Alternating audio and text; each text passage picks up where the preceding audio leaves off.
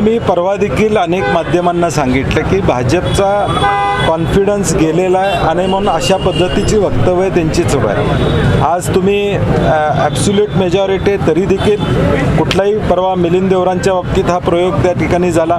मग पक्ष फोडण्याची वेळ तुम्हाला काय येते हा प्रश्न आहे. जर जनमानसात तुमची इमेज चांगली असेल तर त्या इमेजवर किंवा 9 वर्ष केलेल्या कार्यावर तुम्ही निवडणूक लढवली पाहिजे.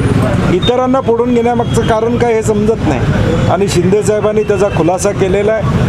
50 वर्ष ते कुटुंबीय काँग्रेसबरोबर आहे, त्यांना देखील टार्गेट करण्याचा प्रयत्न होतो, याचा आम्ही निषेध करतो.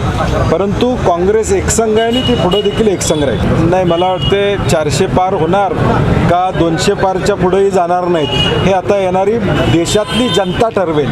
भाजप म्हणलं 400 येणार म्हणजे काय येणार काय, लोकांनी मतदान करायला पाहिजे. ही 2024ची निवडणूक ही देशातली जनता विरुद्ध भाजप अशी लढाई असणार. नाही, आमचा प्रयत्न मी सातत्यानं वारंवार सांगतो. जिल्हा पातळीचा विचार केला तर आम्ही आमच्या वरिष्ठांनाही सांगितलेलं आहे की राजू शेट्टींना आमच्याबरोबर घ्यावं ही आमची अपेक्षा असणार आहे. आणि मला वाटते आता एवढ्या लवकर थोड्या चर्चा बैठका या होत राहतील आणि काही दिवसात आपल्याला चित्र स्पष्ट दिसेल.